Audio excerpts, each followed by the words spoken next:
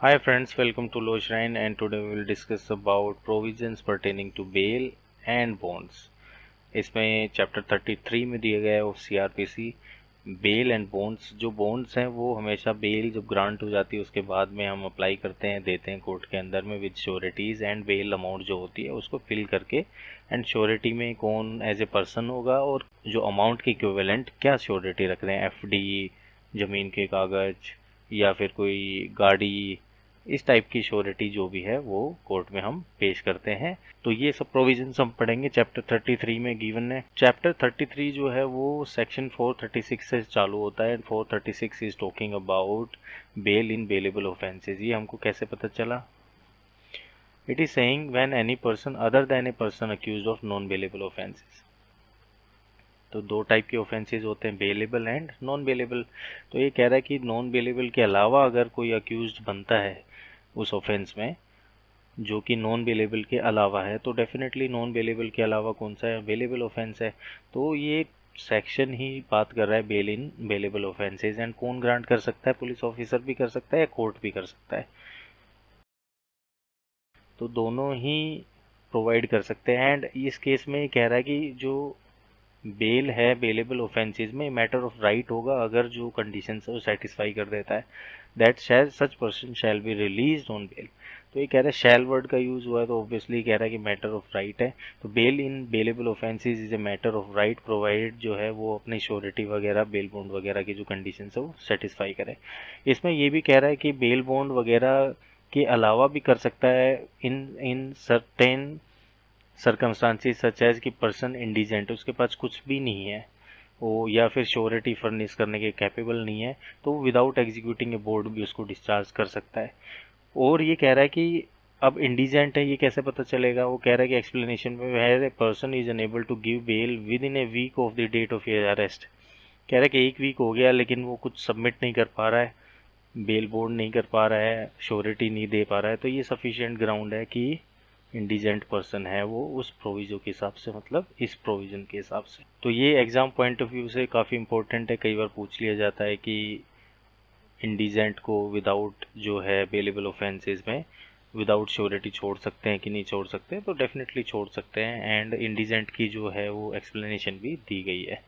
उसके बाद में बेलेबल है 436 में, नॉन बेलेबल है 437 में। उससे पहले 436 ए आता है, that is saying maximum period for which an under trial prisoner can be detained. It is a very important section as far as exams is concerned. ये कह रहा है कि जो अंडर ट्रायल जो प्रिजनर है, अंडर ट्रायल मतलब कि ट्रायल चल रही है कंटिन्यूसली, और वो जो प्रिजनर है वो कब तक डिटेन रह सकता है, 436 ए में गिवन है कब तक डिटेन रह सकता है। तो वो ये कह रहा है कि detention of for a period extending up to one half of the maximum period of imprisonment specified for that offense। तो अगर उसको अंडर ट्रायल मतलब कि वो जेल में है और जेल में रहते रहते ट्रायल हो रहा है, और ट्रायल का समय जो है, जेल का जो समय है ड्यूरिंग द ट्रायल वो इतना हो गया है कि जिस ऑफेंस के लिए वो अक्यूज था उसकी जो मैक्सिमम पीरियड जो गिवन था उसका हाफ से ज़्यादा वो ऑलरेडी जेल में रह चुका है, तो उसको क्या करेंगे, he shall be released by the court on his personal bond और विदाउट श्योरिटीज। विदाउट श्योरिटीज भी, विद और विदाउट श्योरिटीज, पर्सनल बॉन्ड के ऊपर छोड़ देंगे विद और विदाउट श्योरिटीज। तो इसमें कोई श्योरिटी का कॉन्सेप्ट नहीं आएगा, विद और विदाउट श्योरिटी को छोड़ सकते हैं। तो इसमें ये भी पूछ लिया जाता है कि मैक्सिमम जो है वो कितनी हो सकती है अंडर ट्रायल में, तो वो ये है 1/2 of the maximum period of imprisonment specified for that offence. इसके बाद में 437 is a very important section, because जितने भी नॉन वेलेबल ऑफेंसेज में बेल लेते हैं वो नॉन वेलेबल ऑफेंसेज में हम सेक्शन 437 में अप्लाई करते हैं। तो 437 को देख लेते हैं एक बार। 437 is talking about bail in non bailable offences. तो ये बेसिकली कह रहा है कि कोर्ट जो है नॉन बेलेबल ऑफेंसेस में आप जो है अप्लाई कर सकते हो, कोई इशू नहीं है, अप्लाई करने में कोई प्रॉब्लम नहीं है। But court is not inclined towards providing और ग्रांटिंग द बेल एक्सेप्ट कि अगर वो इन्फर्म है, सिक है, वुमेन है, 16 ईयर्स से छोटा है, या फिर जो ऑफेंस है वो ग्रेव ऑफेंस नहीं है, सच एज कि 7 साल से कम की सजा है उसकी, लेस देन 7 ईयर्स है, या फिर उसके जो एंटीसीडेंट्स हैं, पहले जो है वो कभी किसी ऑफेंस में फंसा नहीं हुआ। अगर वो बार बार कन्विक्ट हुआ है तो भी वो जो कोर्ट है वो इंक्लाइंड नहीं होगी। अगर वो एक से ज़्यादा बार कन्विक्ट हुआ है तब भी इंक्लाइंड नहीं होगी। अगर वो बार बार ऑफेंस में अक्यूज्ड भी रहा है सवियर ऑफेंसेस में, तब भी क्या है, कोर्ट इंक्लाइंड नहीं होती है। अगर क्लीन एंटीसीडेंट्स हैं, क्लीन उसके जो रिकॉर्ड रहा है, लेकिन अभी जो है वो अक्यूज्ड रह गया है, या फिर 16 जो है ईयर से कम है, विमेन है, सिक है, इन्फर्म है, तो कोर्ट क्या कर सकती है, ग्रांट कर सकती है।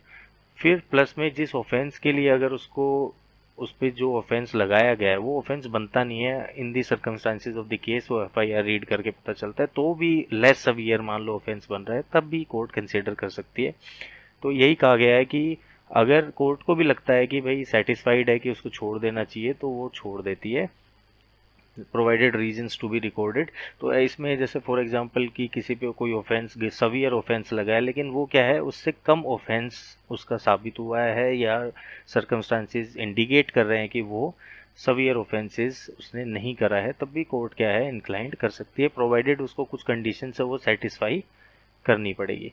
इसमें कोर्ट को जो पर्टिकुलर जो देखने होते हैं ग्राउंड्स, वो देखने होते हैं कि वो कोई इन्वेस्टिगेशन विटनेसेस वगैरह को जो है वो टेम्पर ना करे, कोर्ट में जो अपीयरेंसेस पे प्रेजेंट रहे, और किसी को धमकाए ना, एविडेंसेस को ख़त्म ना करे, डिस्ट्रॉय ना करे।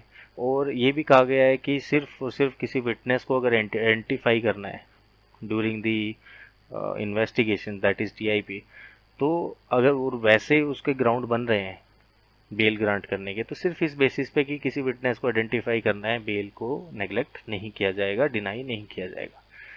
तो ये चीज़ें इसमें दी गई हैं। इसके बाद में कुछ कंडीशंस भी आती हैं कि कोर्ट जो है वो कंडीशंस भी कर सकता है कि फॉर एग्जांपल कोई पर्सन है वो इन्फ्लुएंशियल है, तो ये भी कहा जा सकता है कि वो पर्सन उस एरिया में नहीं जाएगा, या फॉर एग्जांपल एक एरिया को छोड़ के नहीं जाएगा, बाहर जाना है तो उसको परमिशन लेनी पड़ेगी। तो इस टाइप की कंडीशंस भी सेटिस्फाई करनी पड़ सकती हैं और लगा सकती हैं court while granting the bail under section 147 of CrPC. लेकिन जो कंडीशंस हैं ये बार बार रिटरेट किया गया है by the honourable upper courts, high courts and supreme court of India, that the condition imposed while granting the bail must be reasonable. तो ये एक बार देख लेंगे। नाउ 437 ये आता है। 437A is saying about bail to require accuse to appear before next appellate court. इसमें एक चीज़ और पूछी जा सकती है कि जो इस सेक्शन में जो बेल बॉन्ड्स हैं वो उनकी जो अवधि है, टेन्योर है, वो कितना है, वो 6 मंथ्स है। तो ये चीज़ें ध्यान रखने वाली चीज़ है। उसके बाद में जो नेक्स्ट सेक्शन है वो बहुत इंपॉर्टेंट सेक्शन है, that is section 438 of CrPC, directions for grant for of bail to person apprehending arrest. इसका मतलब है कि जो एंटिसिपेटरी बेल की एंटिसिपेट कर लिया है कि अरेस्ट हो सकते हैं, that is it is saying anticipatory bell, anticipate कर लिया है कि अरेस्ट हो सकते हैं, तो उस केस में we can apply before the honourable court, जो भी जिसकी भी जुरिस्डिक्शन है, under section 438 to grant the bail. इसमें कुछ प्रोविजंस दी गए हैं कि किन किन प्रोविजंस के अंडर में क्यों ग्रांट कर सकता है, क्या क्या ग्राउंड हो सकते हैं और क्या क्या कंडीशंस लगा सकता है। तो वो डेफिनेटली पावर भी है कोर्ट की और वो इम्पोज भी करता है।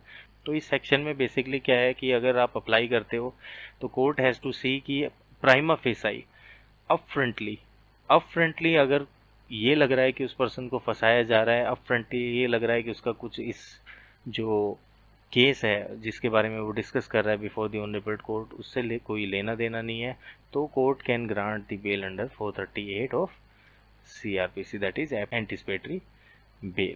इसके बाद में कुछ कंडीशंस भी लगा सकता है, वो जो कंडीशंस जो है वो ऑनरेबल कोर्ट को जो भी ठीक लगे, रीजनेबल लगे, and these are not exhaustive. ये कंडीशंस कुछ दी गई हैं लेकिन ये एग्जॉस्टिव नहीं है, इलस्ट्रेटिव नहीं है।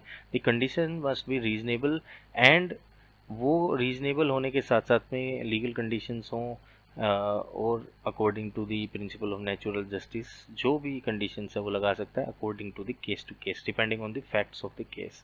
तो anticipatory bail is given under 438।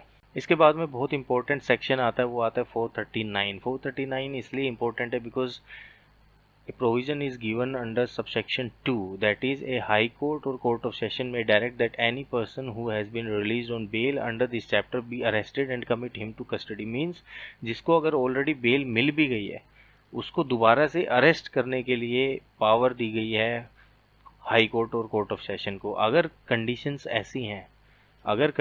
ऐसी हैं कि उसको दोबारा अरेस्ट कर लेना चाहिए और कस्टडी में ले लेना चाहिए, तो ये पावर दी गई है high court and court of session को, एंड उसमें आप एक एप्लीकेशन लगा सकते हैं 439(2) की, and that is cancellation of bail. तो इसमें high court and upper court, apex court, honourable supreme court of India ने काफ़ी बार कहा है कि granting a bail is a different thing and cancelling a bail is a completely different thing. Cancellation can be done on a very specific ground, और वो grounds illustrative है, exhaustive नहीं है। तो illustrative में भी कुछ एग्जाम्पल्स उन्होंने दिए हैं। फॉर एग्जाम्पल, अगर ऑफेंस कमिट कर दिया है उसने कोई और ऑफेंस कमिट कर दिया है, विटनेसेस के साथ छेड़छाड़ कर दी है, विटनेसेस को धमका दिया है, मींस बेसिकली वो कंडीशंस जिसमें ऐसा लग रहा है कि उसने अब्यूज किया है, abusing the concession granted by the court। तो ऐसी स्थिति में जो है वो आप 439 के अंदर में सबसेक्शन 2 में कैंसिलिंग जो है वो बेल को एप्लीकेशन डाल सकते हैं, and the power is only given to the high court and court of session. एक और चीज देखने वाली थी, in the earlier section that is 438 जो सेक्शन है, उसमें भी जो पावर है,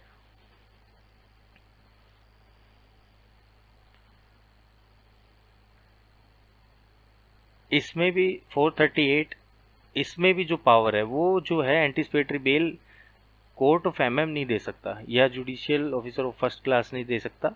ये जो है वो सिर्फ और सिर्फ anticipatory bail can be given by high court और कोर्ट ऑफ सेशन। अब इसके अलावा जो मेन जो सेक्शंस थे as far as procedure is concern, तो बाकी सेक्शंस भी हैं बेल बॉन्ड को लेके, एंड एग्जाम्स के कंसर्न में 445, 446 ये कभी कभार पूछ लिया जाता है। इसके अलावा जो 446 है वो भी इम्पोर्टेंट है, और उसका ये प्रोविज़न काफ़ी बार एग्ज़ाम में पूछ लिया जाता है, तो ये प्रोविज़न एक बार चेक कर लेंगे। तो ये कुछ इम्पोर्टेंट टॉपिक थे, इम्पोर्टेंट क्वेश्चंस थे जो पूछ लिए जाते थे। इसके अलावा 446A भी आप पढ़ सकते हैं for the exam point of view. Thank you, see you in next video.